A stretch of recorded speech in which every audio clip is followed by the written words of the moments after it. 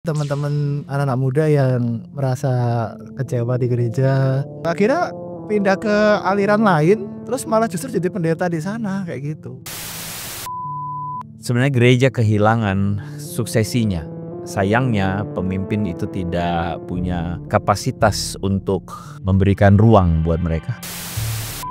Antara 25-30% itu sebetulnya rutin ke gereja itu hanya karena orang tua. Mereka itu kalau saya bilang saya pribadi ya, mereka itu hanya beragama tapi tidak beriman. Meskipun kelihatannya mereka aktif bergereja, Ya. bergereja, tapi mereka ya hanya sekedar badannya doang. Ini ada yang pernah ngomong juga ke gua nih ya. Anak saya pak datang main musik, abis itu dia pulang. Setuju nggak bahwa mereka bisa hashtag kabur aja dulu dari gereja tiba-tiba?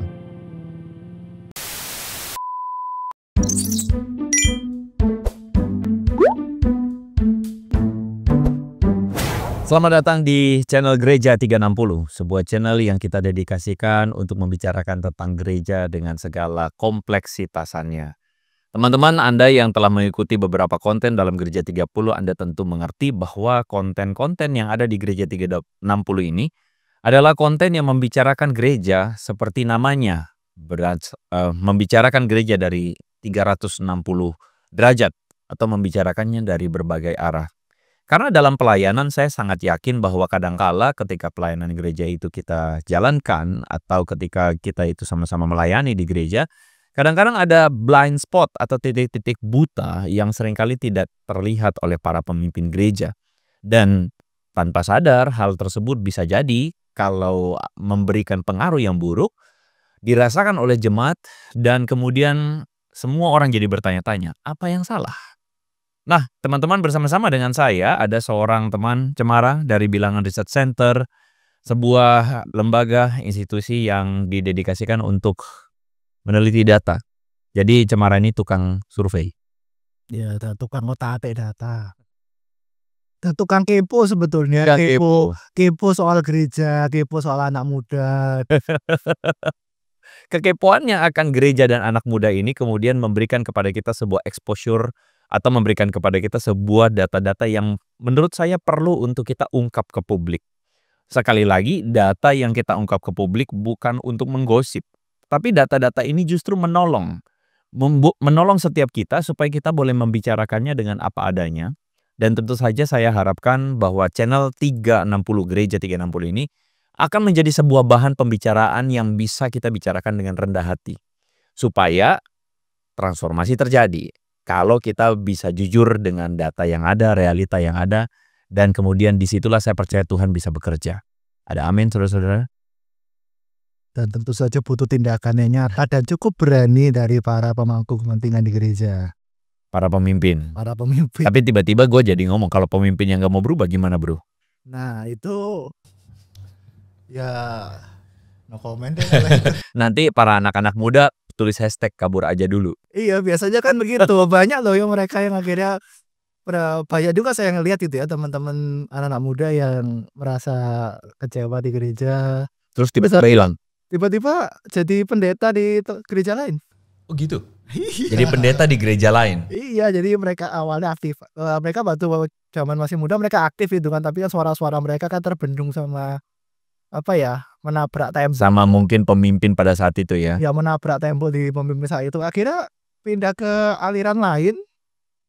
Terus malah justru jadi pendeta di sana kayak gitu. Karena jadi seolah-olah malah kelihatannya ya apa ya, seakan-akan beberapa gereja akhirnya kehilangan aset tanda kutip potensial pemimpin berikutnya. Malah pindah ke tempat lain. Nah, kabur aja dulu. Kadang-kala begitu ya. Maksudnya kita tuh sebagai orang Kristen memang harus mampu melihat bahwa sometimes itu necessary. Necessary ketika memang pelayanan jadi lebih luas ya. Nah, kita harus mampu melihat gereja itu sebagai tubuh Kristus di mana siapapun pelayannya nggak penting. Yang penting kepalanya Kristus.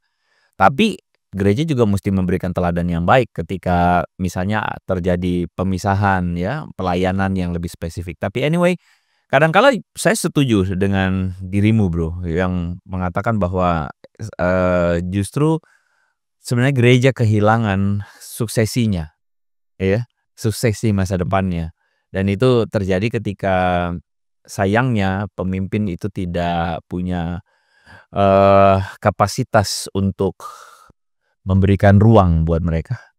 Dan mungkin data tambahan sedikit gitu ya, kami pernah mensurvei ke para hamba Tuhan yang di posisi pemimpin. Pada sekitar 45% Jadi posisi 1 nih, posisi top iya, ini? posisi top ya. Top atau ada ring 2-nya misalnya atau? Oh sorry, ada either itu ring 1 atau ring 2 ya. Oke. Posisi yang bisa dibilang udah di atas. sudah di atas yang bisa mengambil keputusan. Ya. Dan 1 dari 2 itu mengatakan bahwa mereka tidak berhasil dalam mensuksesi kepemimpinan. Datanya berapa? Datanya gimana? Saya lupa persentasenya berapa karena datanya saya cukup lama juga. Oke, tapi Tahun lalu kalau salah itu sekitar pokoknya 1 dari 2 lah, sekitar 1 dari 2 itu tidak berhasil melakukan sukses itu. 45% atau 55% Apakah berkata tidak berhasil sukses kepemimpinan. Apakah itu yang mengatakan itu tuh sebenarnya mengatakan secara jujur? Maksudnya gini, ada yang bilang gini, "Oh, gue berhasil kok, buktinya setelah ini ada tuh yang lanjutin." Begitu nggak? Menurut lu gimana? Kalau dengan asumsi itu berarti kan bisa lebih besar. Bisa lebih besar lagi karena Setidaknya 1 dari 2. ada yang melanjutkan kepemimpinan di gereja tidak berarti suksesi kepemimpinan berhasil. Setuju nggak? Ya. Nah, nanti kita bicarakan dalam topik yang lain. Karena kami juga pernah mensurvei soal leadership di gereja juga gitu, tapi another topic. Jangan tambah-tambah dong, Bro. Kali ini kita mau fokus ya. Jadi teman-teman, berapa waktu yang lalu kebetulan sedang pelayanan di luar kota, tiba-tiba di waktu malam hari saya ditelepon oleh salah seorang pemimpin lah begitu. Bukan posisi seorang rohaniwan, tapi dia adalah seorang pemimpin gereja, pengurus aktivis atau majelis lah begitulah, orang yang senior. Lalu kemudian di situ kita ngobrol-ngobrol sebentar soal masalah dinamika gereja yang sedang terjadi.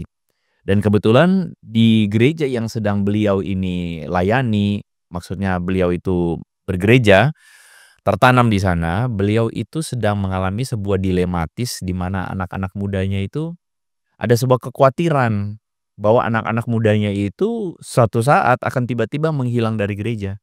Kabur aja dulu begitu. Ya kan? Nah, kita sedang membicarakan tentang satu fenomena yang Anda bisa lihat nanti di thumbnail, bagaimana perbedaan antara cara beriman atau beragama dalam level yang paling perifer, cara beriman, spiritualitas, antara generasi yang lebih senior dengan generasi yang lebih belakangan atau emerging generation, generasi yang sedang rising ini, ya kan? Apa sih perbedaannya? Seringkali para pemimpin gereja itu tidak mampu melihat perbedaannya. Dan mereka melayani emerging generation dengan cara yang sama. Setuju. Seperti jemaat yang sudah mereka layani 30 tahun lalu, 40 tahun lalu, begitu. Bro, boleh nggak kasih kita datanya? Apa yang menjadi atau apa yang terjadi pada anak-anak muda ini? Lu setuju nggak bahwa mereka bisa #kabur aja dulu dari gereja tiba-tiba? Sangat setuju dengan data itu karena kalau dilihat secara survei, ini survei gampang sekitar 4.000 anak muda ya di 40 kota kalau nggak salah. Itu survei sekitar tahun 2019 kalau saya nggak salah ingat. 2019 4.000 anak muda 4.000 anak muda di sebaran kota-kota. Ya, dan itu sebagai konteks itu sebelum pandemi loh ya. Setelah pandemi mungkin angkanya bisa lebih berbeda lagi. Tapi mungkin berbeda lebih parah. Sorry, boleh tambah sih. Setelah pandemi mereka bukan kabur aja dulu, online aja. Oh, itu pun kalau ingat. Itu pun kalau ingat. Betul. Online aja dulu. Kalau konten nggak menarik ya sudah. Kalau ketiduran ya sudah, nggak usah gereja gitu kan. Itu pun kalau di tengah jalan nggak tiba-tiba langsung melipir ke channel yang lain, melipir. Oke, sorry, lanjutkan. Ya, kalau data itu kalau data pada waktu itu menunjukkan bahwa sebetulnya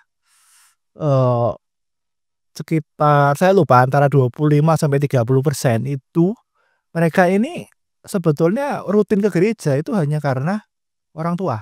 Berapa persen? Sekitar 25-30% saya. 25-30. Iya, rutin ke gereja hanya karena ngikutin orang tua. Ya. Berarti bisa diasumsikan kalau orang tuanya nggak ke gereja, mereka juga nggak ke gereja. Diasumsikan begitu, dan juga ini menjadi realita juga kan, di mana sekolah minggu banyak terus lama-lama kan hilang Betul Di betul. masa di mana anak muda tersebut sudah lepas kebergantungannya sama orang tua, jadi sudah punya keputusan sendiri untuk akan ke gereja atau Mereka tidak. punya kemandirian itulah. Mereka punya kemandirian ya istilahnya itu ya, mereka punya kemandirian atas diri sendiri untuk memutuskan akan ke gereja atau tidak. Ya mereka akhirnya kebanyakan mungkin tidak ke gereja gitu kemungkinan besar, karena mereka ke gereja hanya karena orang tua. Sedangkan kalau ditanya mereka yang ke gereja yang betul-betul alasannya untuk mencari firman, istilahnya itu mencari Tuhan gitu ya, bahasa sederhananya, itu ya mungkin sekitar 20-an%, jadi nggak banyak juga. Data ini menjadi data yang patut kita put concern on ya, pedulikan karena kita sudah menganggap mereka Kristen gak sih dari dulu? Padahal bisa jadi mereka ke gereja tapi mereka nggak Kristen. Betul, itu sangat terbukti dengan hasil survei yang terakhir, tapi ini konteksnya di kota besar ya. Iya. Banyak sekali tuh mereka itu kalau saya bilang secara pribadi ya, mereka itu hanya beragama, tapi tidak beriman. Ini menarik nih kata-kata ini. Beragama tapi tidak beriman. Gimana bisa? Kan begitu kan ya? Karena sebagai orang-orang yang kita anggap, katakanlah mungkin teman-teman yang menyaksikan konten ini, Anda orang tua mungkin, atau Anda mungkin pendeta, hamba Tuhan. Lalu, bagaimana bisa? Mereka waktu kecil, dari kecil di gereja kok tidak beriman? Nah gitu, gimana tuh? Contoh paling sederhana adalah begini, kemarin survei yang kemarin itu menunjukkan, jadi ketika kemarin kan kita kan sempat berbicara bahwa sekitar hanya 60% saja yang rutin beribadah, itu either secara onsite ataupun online. Nah dari 60% itu, yang istilahnya ibadahnya tiap minggu lah, nggak bolong-bolong gitu ya, jadi setiap minggu ke gereja. Minimal berarti dalam 1 bulan 4 kali gitu ya. Itu mereka yang kalau dibilang sekitar 35% atau bisa dibilang 1 dari 3 itu bahkan mereka tidak peduli sama pertumbuhan imannya mereka. Ini rajin loh. Jadi tidak peduli itu dalam artian begini, bahkan pada saat pemberitaan firman, mereka itu tidak merenungkan, mereka hanya mendengarkan saja. Jadi betul-betul hanya datang doang. Jadi datang cuma untuk bukan menyimak ya firman, bukan menyimak firman, cuman mendengar aja. Betul hanya menyimak doang. Karena kan kita sempat tanya juga dalam pertanyaan gitu ya, apakah dalam 6 bulan terakhir kalian memberikan perhatian kepada pertumbuhan iman? Itu range-nya mulai dari yang mereka tidak peduli sama sekali sampai yang mereka sangat peduli. Jadi kami bagi menjadi yang tidak peduli, sederhana yang tidak peduli, terus yang di pertengahan ini adalah mereka yang peduli tapi hanya secara pasif. Maksudnya pasif itu gimana? Kalau ada firman, ya mereka dengerin. Kalau yang berikutnya lagi, yang level berikutnya adalah mereka aktif. Jadi mereka sampai ke mencari sarana untuk menumbuhkan iman yang ada di sekitarnya ataupun ada di gereja tersebut. Misalnya ini ada komunitas atau ada kelompok sel, mereka ikut. Terus misalnya ada seminar atau workshop di gereja, mereka ikut, atau rajin saat teduh dan lain sebagainya. Itu mereka betul-betul memperhatikan pertumbuhan imannya mereka. Nah itu kalau kembali yang tadi ya, jadi 1 dari 3 itu ini sebenarnya rata sih, di sekitar 30-an% semua lah, 1/3 semua. Jadi ada sekitar 30-an% yang di level yang tidak peduli, terus yang di level yang peduli tapi pasif. Jadi mereka pikir pertumbuhan iman, tapi mereka tidak berusaha aktif untuk mencari. Jadi hanya ketika dengar firman ya mereka merenungkan, betul-betul merenungkan gitu ya, itu sekitar 30-an% juga. Dan yang betul-betul aktif mencari itu sekitar 30-an% juga. Itu padahal ini rajin gereja loh ya. Oke. Jadi begini ya, kita mungkin Anda mungkin sedikit overwhelming dengan data-data ini, tapi kita berusaha untuk tidak terlalu cepat-cepat untuk supaya overwhelming. Tapi maksudnya adalah kita bisa menemukan sebuah realita bahwa setiap anak-anak yang kita pikir mereka sudah Kristen karena lahir dari keluarga Kristen, yang mungkin lebih tepat keluarga yang rajin ke gereja atau datang ke gereja, anak-anak ini adalah anak-anak yang belum tentu juga sebenarnya Kristen, dan mereka cuma hanya melakukan ritual keagamaannya karena orang tuanya datang ke gereja itu tadi. Iya, Ya mereka ya datang, ikut datang, duduk diam dan mendengarkan saja, dan mungkin mereka sambil main HP atau sambil ngelamun gitu kan. Ya. Bisa Nah, macam-macam alasan. jadi pada akhirnya sebenarnya gereja harus aware, para pemimpin harus aware bahwa nggak boleh dibeginikan terus, ya nggak sih? Betul. Ini adalah sebuah pelayanan yang itu yang selalu gua selalu bilang nih ya, gua selalu bilangnya begini.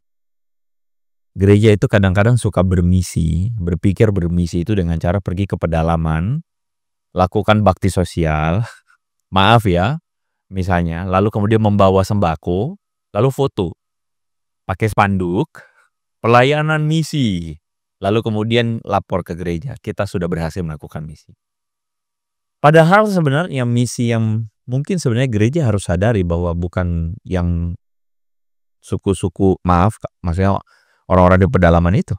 Tapi ada satu suku terabaikan, yaitu anak-anak kita. Betul, sangat setuju karena mereka tuh sangat-sangat terabaikan, dan bahkan mungkin sekarang aja kan banyak realita di mana orang tua pun susah untuk memahami bahasa anak-anaknya kan. Itu kan sama seperti Kayak beda dunia suku, berbeda, betul, kayak beda suku ini udah ya. Seperti beda suku karena cara cara pendekatannya berbeda, tanda kutip bahasa untuk berbicaranya berbeda, bukan secara language-nya ya, tapi bahasa penyampaiannya, bagaimana cara berbicara, Mentalitasnya juga beda. cara berpikirnya juga berbeda. Jadi bisa betul-betul itu sangat-sangat terabaikan. Dan kalau saya bilang tadi, kembali yang tadi sedikit ya, saya tambahin sedikit. Jadi tadi kita baru lihat yang mereka yang rajin ibadah. Sekarang kalau misalnya dibedah lagi ya datanya ya kan, kita sudah terbiasa kalau di gereja itu kan kita melihat bahwa seseorang itu Kristen, tanda kutip Kristen banget kalau apa? Rajin gereja, ya kan? Terus rajin saat teduh. Iya.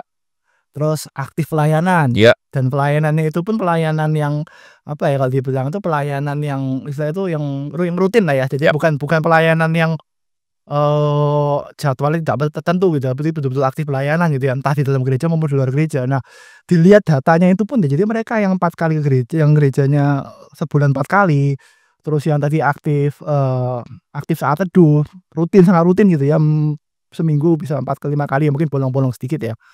Terus mereka pelayanannya rutin gitu, pelayanan yang sangat terjadwal gitu ya, misalnya entah itu WL atau singer atau mungkin di multimedia yang betul terjadwal.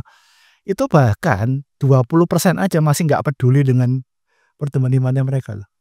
Oke, kita belum masuk dulu kepada peduli atau nggak peduli, tapi Iya, tapi intinya yang mau saya sampaikan sedikit itu adalah meskipun kelihatannya mereka aktif bergereja, bergereja, tapi mereka ya hanya sekedar badannya doang.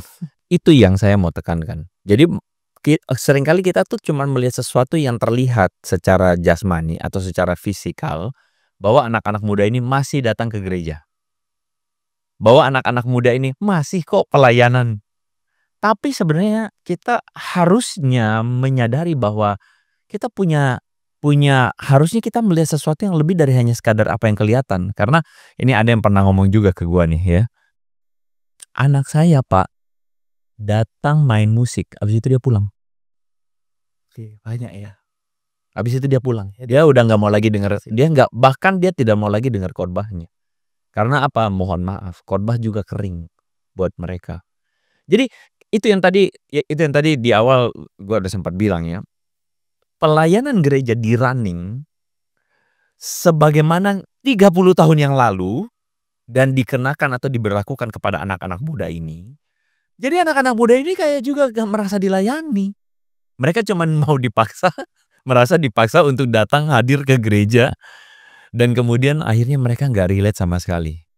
Jadi sebenarnya gereja harus punya sebuah kesadaran dan merumuskan bahwa kita harus serius melayani anak-anak muda kita. Dan bukan cuma gereja sebetulnya, tapi sekolah-sekolah teologi juga perlu, karena kan mereka kan produk dari sekolah teologi. Ya, jangan masuk dulu ke sekolah teologi bro, ini melebar kemana-mana ini jadinya ya. Tapi gatel saya nah, karena memang benar bahwa ngomongin gereja itu semua akan terkoneksi ke banyak hal. Nah, cuman satu hal yang pengen gue bilang adalah kadangkala gue melihat tonton atau pendekatan-pendekatan dari generasi yang lebih senior ini bisanya cuman menghakimi.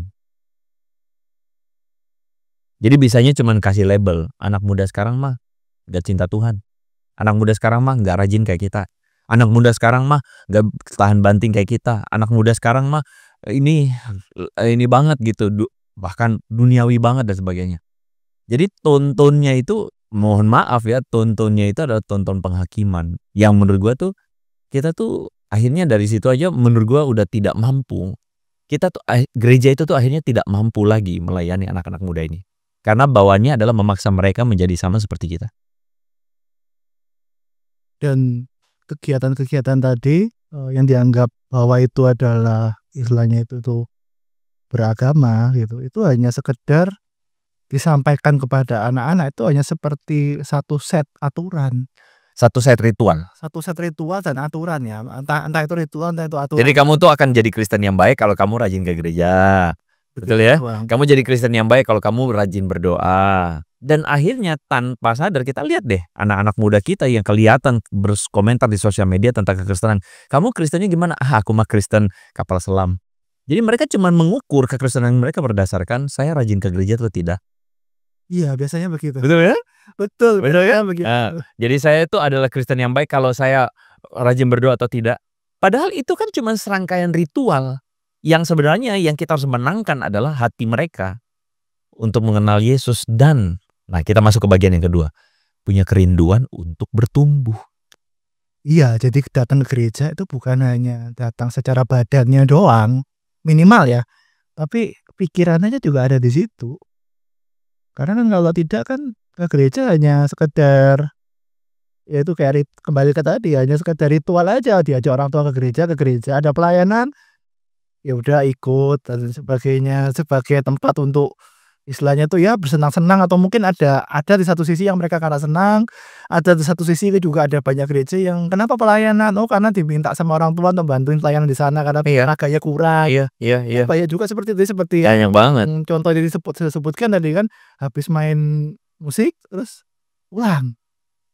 Jadi mereka tuh hanya itu kasihan. doang. Dan gue merasakan satu, sebenarnya orang tua juga bukan apa ya, mereka juga concern loh. Orang tua ini. Mereka concern sekali dengan anak-anak mereka yang mereka akhirnya harus mengatakan bahwa gereja tidak melayani, gereja tidak ada pelayanan yang maksudnya tuh pada akhirnya anak-anak mereka tidak terlayani begitu maksudnya. Iya, dan efeknya apa? Akhirnya gereja dan tidak ke gereja tidak ada perubahan yang nyata dalam hidupnya mereka. Makanya sebanyak mungkin anak muda yang bilang ngapain ke gereja, toh ya juga aku gereja nggak gereja hidupku sama saja. Hidupku tidak menjadi lebih baik, aku tidak menjadi orang yang lebih baik misalnya. Ya. Bahkan mereka bisa mendapatkan, bahkan mungkin mereka bisa apa ya? Mereka mungkin bahkan bisa mendapatkan perubahan hidup atau mendapatkan pertumbuhan secara karakter gitu ya. Justru malah dari konten-konten yang tanda kutip sumbernya dari luar gereja ataupun bahkan dari luar Kristen ataupun hanya bahkan secara psikologi dan lain sebagainya. Jadi mereka kan misalnya, bagaimana sih cara supaya bisa mengampuni orang lain kayak gitu. Itu kan juga kalau di gereja kan rata-rata gereja kan ya pokoknya ingat kasih ya Tuhan dan sebagainya, tapi tidak diajarkan bagaimana proses dari tengahnya. Ini sebagai contoh gitu. Jadi agak belok situ sedikit ya. Karena hal-hal seperti itu tuh yang dialami sama anak muda. Jadi akhirnya mereka melihat bahwa toh konten di gereja itu sama dengan konten di luar. Jadi akhirnya itu juga yang menjadi alasan. Oh, ujung-ujungnya mereka bilang, gereja. gue nggak perlu Kristen untuk tahu yang baik. Gue juga denger si influencer A, si influencer B, dia Kristen, kagak. Bahkan bisa jadi dia yang si influencer A atau B ini mempromosikan bisa jadi nggak usah beragama, gitu kan? Iya. Akhirnya mereka juga bersimpul. Dan sekarang pun kan juga sumber-sumber untuk belajar kayak gitu kan banyak. Sekarang kayak misalnya kita aja dengan tanda kutip dengan cukup mudahnya kita bisa bikin siaran sendiri, kita rekaman sendiri. Nah itu kan juga sudah mulai banyak juga kan konten-konten yang produksi sendiri dan lain sebagainya.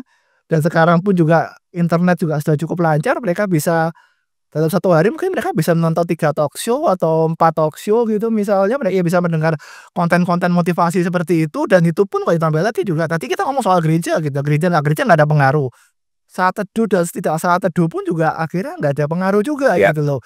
Pelayanan tidak pelayanan, ternyata mereka punya teman pelayanan tapi kelihatannya pelayanan, tapi di luarnya tanda kutip mereka saja membedakan, oh kalau hari Minggu seakan-akan jadi hidup kudus, tapi nanti setiap hari lain Ya udah Kudisa kan gitu berbeda lagi.